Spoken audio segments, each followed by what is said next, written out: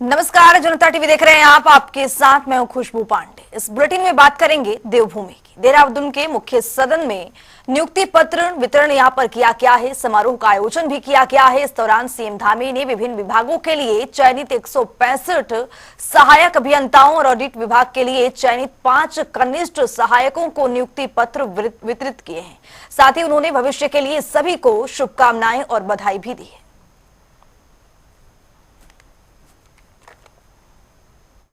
और बहुत सारी हमारी मातृशक्ति, हमारी महिलाएं मुझे मिली और उन्होंने सरकार का धन्यवाद किया कि हमारे बेटे और बेटियां बहुत सालों से परीक्षाओं में भाग ले रहे थे, उनका चयन नहीं हो रहा था।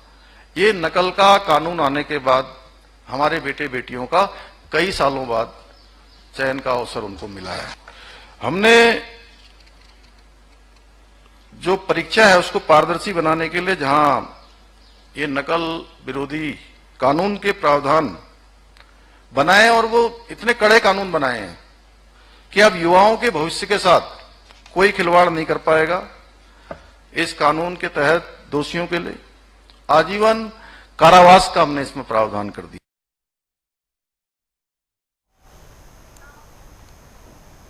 कैबिनेट मंत्री धन सिंह रावत का अल्मोड़ा दौरे पर थे। उन्होंने अल्मोड़ा सहकारी बैंक के अफसरों के साथ एक बैठक की। वह इस दौरान उन्होंने कहा है कि देश में उत्तराखंड पहला राज्य है जहां कोऑपरेटिव क्षेत्र में महिलाओं को 33% आरक्षण दिया गया है। अल्मोड़ा कोऑपरेटिव बैंक की समीक्षा बैठक में आया हूं और आज हमारे डीजीएम पंत भी रिटायर्ड हो रहे हैं, इनका भी आज हमने सम्मानित किया है। और मैं बड़े गर्व से कह सकता हूं कि अल्मोड़ा कोऑपरेटिव बैंक इस समय लगभग 8 करोड़ रुपए से ज़्यादा प्रॉफिट में है। हमने अब नेट बैंकिंग की ओर भी चले गए हैं। देश का पहला राज्य उत्तराखंड होने जा रहा है जहां की अब कोऑपरेटिव क्षेत्र में महिलाओं को 33% हमने इस कैबिनेट में आरक्षण भी दे दिया है। देखिए, ऐसा है, हमारे सीएमओ भी यहीं पे हैं। मैं आज हॉस्पिटल गया था, लगभग 400 से ज़्यादा दवाई हमारी सरकार फ्री देती है और कोई भी डॉक्टर अगर इन दवाइयों को बाहर से लिखेगा तो उसके खिलाफ कार्रवाई की जाएगी। आज भी मैंने निर्देश दे दिए, पहले भी निर्देश दिए हैं। साथ में हम लोगों ने गर्भवती महिलाओं को घर से हॉस्पिटल तक लाना और जब बच्चा हो जाएगा फिर घर तक छोड़ना, ये फ्री है। 108 की सुविधा भी फ्री है। खुशियों की सवारी की सुविधा भी फ्री है। कोई क्रिटिकल मरीज होगा तो उसको ये लिफ्ट कराने की व्यवस्था फ्री है। लेकिन अगर कहीं भी अगर आपको लगता है कि कोई केस अगर ऐसा आता है तो आप मुझे जरूर बताएं। सर, बर्न नहीं है पूरे प्रदेश में, दिक्कत आ रही है। देखिए, सभी मेडिकल कॉलेजों में हम इस 2 साल में बर्न यूनिट बनाने जा रहे हैं और धीरे धीरे हम डिस्ट्रिक्ट हॉस्पिटलों में सुविधा देने वाले हैं। उत्तराखंड में मंत्रिमंडल विस्तार की चर्चाओं के बीच बीजेपी प्रदेश महामंत्री आदित्य कोठारी का एक बड़ा बयान सामने आया है। उन्होंने कहा है कि मंत्रिमंडल विस्तार को लेकर बातचीत चल रही है, जल्द ही इस पर कोई बड़ा निर्णय लिया जा सकता है।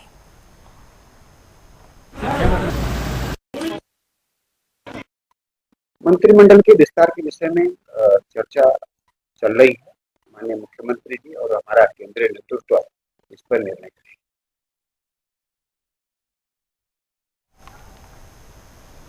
राजधानी देहरादून में स्थित जॉली ग्रांट एयरपोर्ट उत्तराखंड का सबसे बड़ा घरेलू एयरपोर्ट है। वहीं शासन की ओर से लगातार इसे इंटरनेशनल एयरपोर्ट बनाने की प्रक्रिया की जा रही है। बीते दिनों मुख्यमंत्री पुष्कर सिंह धामी ने केंद्रीय पर्यावरण एवं वन मंत्री भूपेंद्र यादव से देहरादून हवाई अड्डे के विस्तार के लिए वन भूमि मांगी है। वहीं इसको लेकर कांग्रेस प्रवक्ता शिवपाल सिंह बिष्ट का एक बयान सामने आया है। उन्होंने कहा है कि कांग्रेस राज्य में हमेशा विकास के लिए संकल्पबद्ध रही है। साथ ही उन्होंने क्या कुछ कहा है, सुनिए। देखिए, जोली ग्रांट हवाई पट्टी का विस्तार होना चाहिए। हम लगातार इस बात को कह रहे हैं। एक ही तो बड़ा हवाई अड्डा है इस प्रदेश के पास और उसका भी जो है आप विस्तारीकरण नहीं कर पा रहे हैं। बार बार सरकार आश्वासन देती है, सब विभाग दिखाती है, लेकिन योजना धरातल पर नहीं उतर रही है। 7 साल से प्रचंड बहुमत की सरकार है भाजपा की। जहां पर कांग्रेस पार्टी ने विकास को छोड़ा था, इस योजना को छोड़ा था, उससे 2 कदम भी आप जो है आगे नहीं बढ़ पाए। फिर कैसा डबल इंजन जिसकी बात हर चुनाव में प्रधानमंत्री मोदी हो, अमित शाह जी हो, मुख्यमंत्री जी करते हैं, आखिर उसको धरातल पे उतारिए और कुछ करके दिखाइए। रुड़की के लहबोली गांव में बसपा के राज्यसभा सांसद रामजी गौतम ने चुनावी जनसभा की है। इस दौरान उन्होंने लोगों से मंगलौर सीट पर बसपा प्रत्याशी के लिए मतदान करने की अपील की है। बता दें कि जनसभा के दौरान मंगलौर सीट से बसपा प्रत्याशी भी वहां पर मौजूद रहे। समीप प्रधान जी, कुछ भी चुनौती नहीं है। ये बहुजन समाज पार्टी की सीट है, बहुजन समाज पार्टी की रही है। पिछले 5 चुनाव में जो है यहाँ 4 बार बहुजन समाज पार्टी ने अपना परचम लहराया है और इस आने वाले चुनाव में भी बहुत भारी मतों से अपना परचम लहराने जा रही है। इंशाअल्लाह जीत हमारी है। देखिए, बी टीम को इस वजह से बता रहे हैं क्योंकि वो बौखला गए हैं। वो बौखला गए हैं कि बहुजन समाज पार्टी कहीं 5 बार यहाँ से जीत दर्ज ना करते। बी टीम तो इस वजह से बता रहे हैं क्योंकि बी टीम अगर ये होती तो 5 में से 4 बार यहाँ से बहुजन समाज पार्टी नहीं जीतती। बी टीम वे है या बी टीम हम है। और दूसरी बात, वो भी अपना काम कर रहे हैं, वो अपना पूरी तरीके से मेहनत कर रहे हैं जो उनकी होती है। हम उनसे कहीं ज्यादा बढ़कर के मेहनत कर रहे हैं। धन्यवाद करता हूँ आपका। और ये जो आपने कहा कि ये हो लिया, ऐसा कुछ नहीं है। बहुजन समाज पार्टी है और बहुजन समाज पार्टी पूरे भारत में अपना एक स्थान रखती है, 3रे नंबर की पार्टी है। ये राजनीति में चलता है। ये अभी लिबरेडी में मीटिंग थी, क्षेत्र का किसान मजदूर की मिसाइल थी। वहां गुज्जर समाज था, जाट समाज था, और खड़े होकर कहा, मंच पर कहा कि गुज्जर समाज जाट समाज बहुजन समाज पार्टी के साथ है। और गुज्जर समाज जाट समाज ने कहा कि बहन जी ने सबसे ज्यादा 40 रुपए 1 सेकंड में बढ़ा दिया था गन्ने का रेट। तो कहां चल जाएगा गुज्जर समाज पार्टी का कार्यकर्ता? हर बूथ पर, हर सेक्टर पर लगा हुआ है। बनाएगी और पूरी तरह से पूरी ताकत के साथ में बीएसपी लगी हुई है और हमारे प्रत्याशी को हर गांव से, हर जगह से लोगों का समर्थन मिल रहा है। सर समाज के लोग इस बार मोदी भाई को जिताकर भेजने वाला है। कांग्रेस आपस में मिले हुए हैं। कांग्रेस तो जिस प्रत्याशी को लेकर के आई है उसका साफ मकसद है कि बीजेपी जीत जाए और यहाँ पर बीएसपी चुनाव हार जाए। उनका और कोई मकसद नहीं है। और जो बीजेपी का प्रत्याशी तो हेलीकॉप्टर से आया है और 10 तारीख को हेलीकॉप्टर से वापस जाएगा। तो प्रत्याशी लेकर के आए हैं हरियाणा से। अगर भाजपा ने कुछ किया होता तो उनके पास लोकल का प्रत्याशी होता। उनको इंपोर्ट करना नहीं पड़ता हरियाणा से प्रत्याशी, उनको लड़ने वाले नहीं मिले। देखिए, सच्चाई ये है और जो भाजपा बोल रही है वो 10 तारीख को उनको मालूम होगा। उधर विकासनगर से लव जिहाद का एक मामला सामने आया है, जिसे लेकर अब घमासान मचा हुआ है। दरअसल पूरे मामले पर हिंदुवादी संगठनों ने आक्रोश जाहिर करते हुए जमकर सड़क पर प्रदर्शन किया है। साथ ही नारेबाजी करते हुए पुलिस चौकी का घेराव भी किया गया है। वह इस पूरे मामले में एक वकील के घर पर हमला और तोड़फोड़ का गंभीर आरोप भी लगा है। वहीं वकील ने आरोपों को निराधार बताते हुए हमलावरों के खिलाफ कार्रवाई की मांग की है।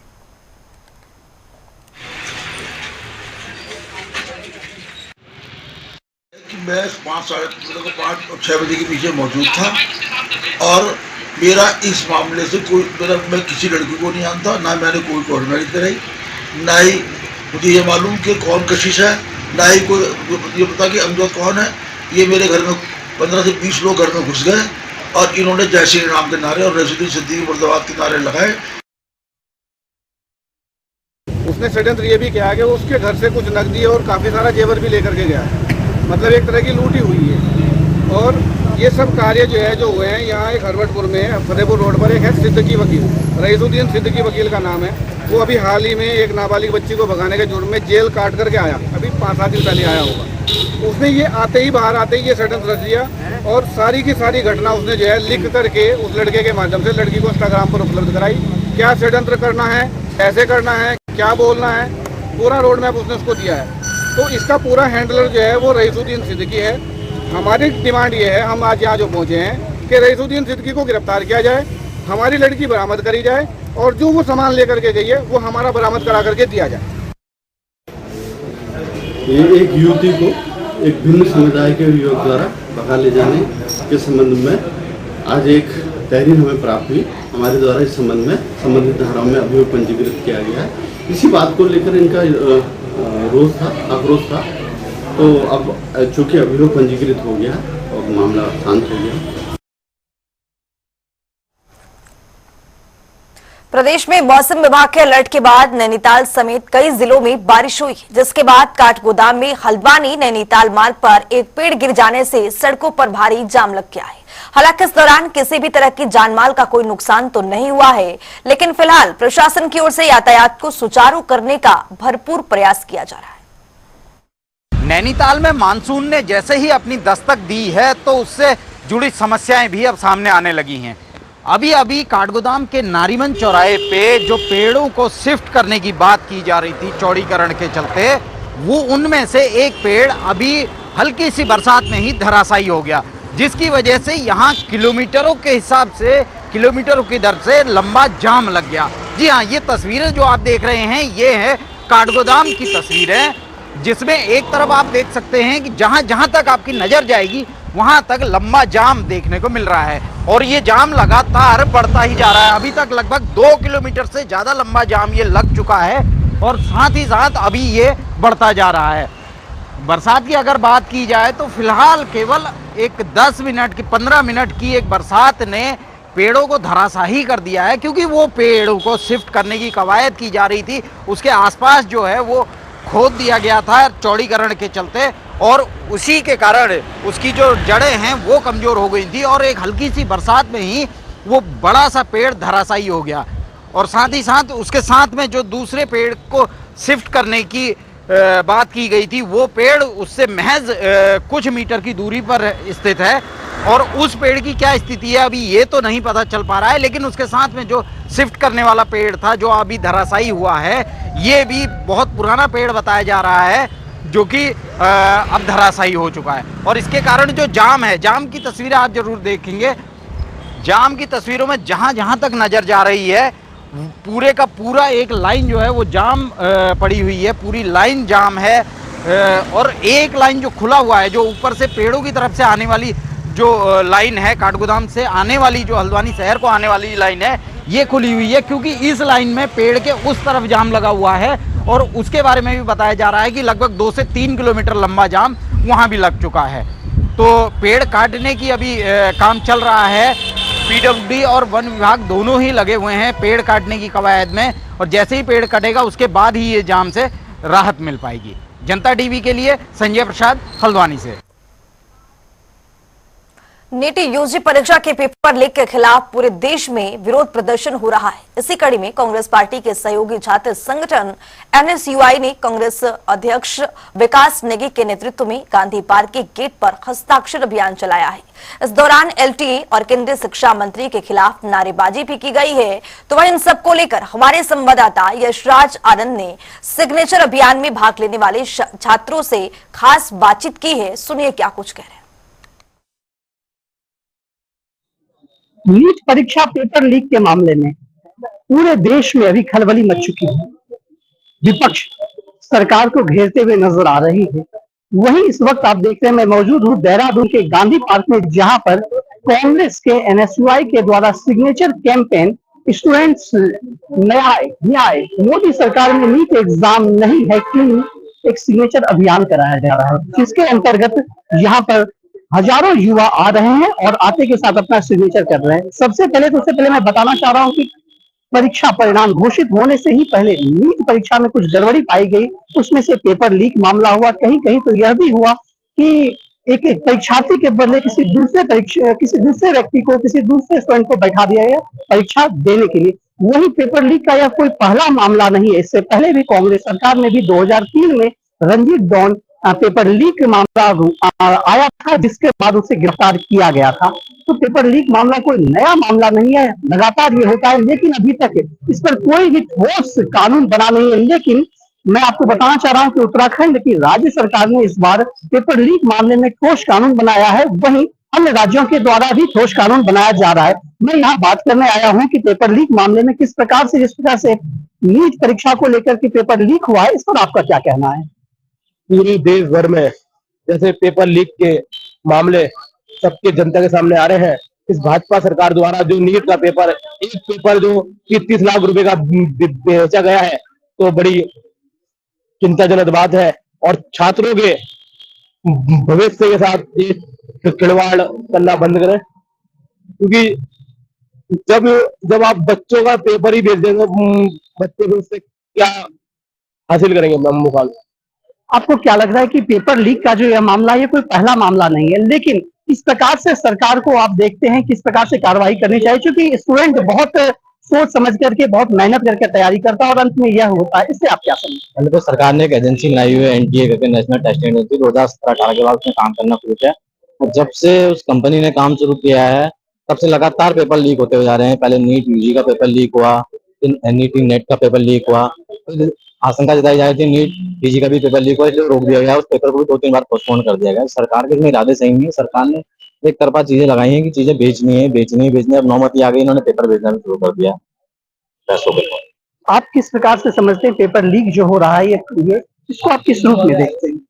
देखिए, पहले तो ये किसी एक प्रदेश की बात नहीं है, पूरे देश भर में लगातार पेपर लीक के मामले सामने आते जा रहे हैं और जिसमें बड़े नेताओं, एनडीए गठबंधन के भी नेताओं के नाम शामिल हैं, जिसका हम अनिशय पूर्ण विरोध करते हैं। इसलिए आज हमने मोदी सरकार में नीट एग्जाम नहीं है क्लीन और हैशटैग रीनीट करके हस्ताक्षर अभियान चलाया है और पूरे देश भर में जो परीक्षाएं लीक होती जा रही है, सिर्फ नीट ही नहीं, यूजीसी नेट, पीजी आदि अनेक पेपर इस इनके नए कार्यकाल में और पुराने कार्यकाल में अनेक पेपर लीक हुए हैं और ये लगातार इनकी मंशा यही है कि छात्रों को कैसे प्रताड़ित किया जाए, छात्रों को कैसे मानसिक रूप से उन्हें प्रताड़ित किया जाए और इसी का विरोध आज अनिश्चय कर रही है कि सरकार को इसमें चेतना होगा और सरकार को एक एनटीए जैसी जो इन्होंने एजेंसी बनाई है इसका हम विरोध करते हैं। क्योंकि एनटीए जब इन्होंने बनाई तो इसलिए बनाई थी कि छात्रों के साथ एक सही तरीके से एग्जाम प्रक्रिया शुरू हो, परंतु हमारी मांग है कि एनटीए को बंद करके एक नई एजेंसी बनाई जाए और वो सही कार्य करे और छात्रों के भविष्य के साथ खिलवाड़ न।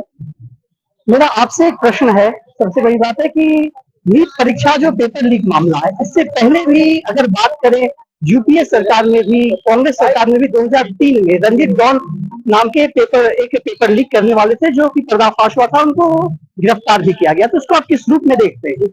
देखिए, आपने खुद ही बताया कि यूपीए की सरकार में पेपर लीक हुआ था और उसमें आरोपी थे तो गिरफ्तार कर लिया गया। ठीक है, आपको पता होगा कि अभी इस जो नीट का पेपर हुआ उसके बाद पटना में पुलिस ने आरोपियों को पकड़ा और एनटीए द्वारा कह दिया गया कि भाई हमारे पास कोई धांधली नहीं हुई और उसकी जुलाई अब 6-7 जुलाई से उनकी काउंसलिंग शुरू है। आप इसमें देखिए कि यूपी की सरकार में ये नहीं हुआ। एनडीए की सरकार में एनटीए जो एजेंसी है, इसको नेशनल टेस्ट एजेंसी है, इसको जो टेंडर दिए गए उसके बाद से जो इसका गठन हुआ 2018 में हुआ।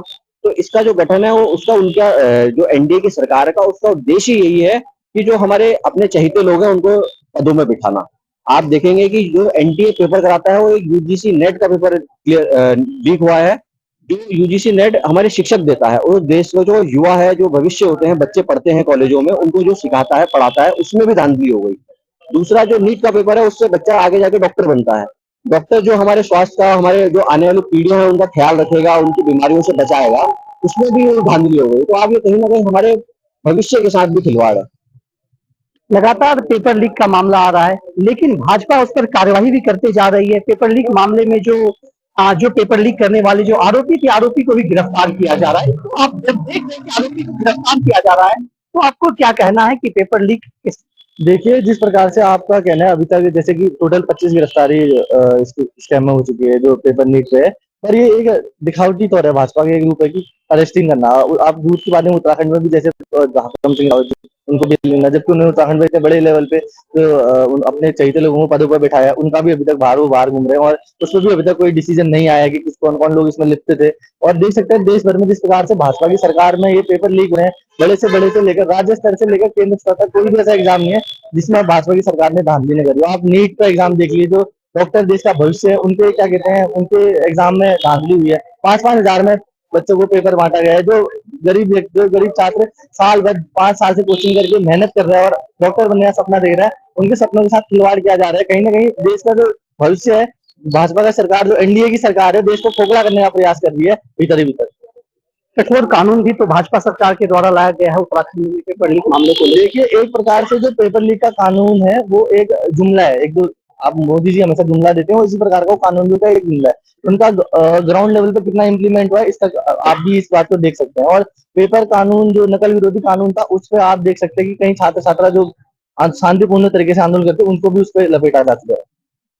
तो इस प्रकार से आप देख रहे हैं कि पेपर लीक मामले में उत्तराखंड में देहरादून यानी राजधानी में एक कैंपेन, सिग्नेचर कैंपेन चलाया गया, जिसमें स्टूडेंट यहाँ पर आ रहे हैं, सिग्नेचर कर रहे हैं। स्टूडेंट के अलावा नागरिक आम जनता भी यहाँ पर आकर के सिग्नेचर कर रहे हैं। तो इसमें लगातार पेपर लीक का मामला जोर पकड़ते जा रहा है। देखना है कि कब तक सारे आरोपी गिरफ्तार किए जा सकते हैं। कैमरा पर्सन अनुभव भट्ट के साथ मैं यशराज आनंद, जनता के बीच देहरादून। एडिशनल कमिश्नर कुमाऊं जीवन सिंह नगनियाल ने जसपुर के तहसील का निरीक्षण किया है। इस दौरान उन्होंने तहसील कर्मचारियों के साथ बातचीत भी की है। वहीं उन्होंने इस पर जानकारी देते हुए क्या कुछ कहा है, सुनिए। निरीक्षण कर ही रहा हूँ। अभी फिलहाल जो सेक्शन मैंने देखा है उसमें अभी आरके सेक्शन को देखा है, लेकिन वहाँ पर जो भी अभी तक जो कार्रवाइयाँ जो मैं देख रहा हूँ अभी तक तो ठीक है। और जो भी केसेस का निर्णय हुआ है उनको जो है अमल दरामद करने की भी कार्रवाइयाँ जो है, जो मेन जो है रेवेन्यू की कार्य हैं उसके तहत जो है वो प्रक्रिया चल रही है।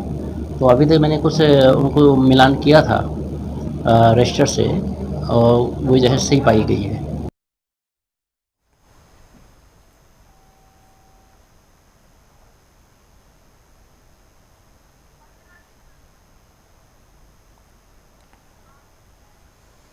इससे बीच एक बड़ी जानकारी सामने आ रही है, उसे आपको रूबरू कराएंगे। बड़ी जानकारी, बड़ा अपडेट आपके सामने। उत्तराखंड में भारी बारिश का अलर्ट जारी किया गया है। मौसम विभाग विज्ञान केंद्र की ओर से देहरादून, बागेश्वर, नैनीताल, हरिद्वार में ये अलर्ट जारी किया गया है। पहाड़ों पर लैंडस्लाइड की आशंका भी जताई जा रही है। मानसून प्रदेश में पूरी तरह से प्रभावी हुआ है। उत्तराखंड में भारी बारिश का अलर्ट मौसम विज्ञान विभाग की ओर से देहरादून, बागेश्वर, नैनीताल, हरिद्वार में ये अलर्ट जारी किया गया है। बारिश की वजह से लैंडस्लाइड का जो खतरा होता है वो बना रहता है। इसी बीच आपको बता दें कि लैंडस्लाइड को लेकर भी यहां पर आशंका जाहिर की गई है। देहरादून, बागेश्वर, नैनीताल, हरिद्वार में अलर्ट किया गया है। बारिश को लेकर पहाड़ों पर लैंडस्लाइड की आशंका जाहिर की जा रही है। मानसून प्रदेश में प्रभावी हुआ है, इसीलिए उत्तराखंड में भारी बारिश का अलर्ट जारी किया गया है। देहरादून, बागेश्वर, नैनीताल, हरिद्वार ये वो जगह है जहां पर अलर्ट जारी किया गया है। मानसून प्रदेश में पूरी तरह से प्रभावी होने की वजह से उत्तराखंड में भारी बारिश का अलर्ट। और बारिश के वजह से आपको बता दें कि लैंडस्लाइड का जो पूरा खतरा होता है वो रहने की आशंका जाहिर की जा रही है। तो मानसून प्रभावी हुआ है प्रदेश में, जिसकी वजह से उत्तराखंड में भारी बारिश का अलर्ट जारी किया गया है।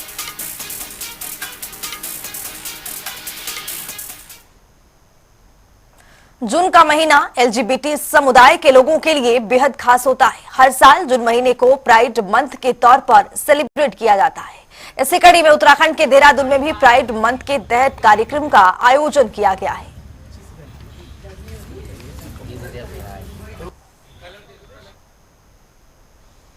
रुकेंगे छोटे से ब्रेक के लिए, फौरन होंगे हाजिर। तक जनता।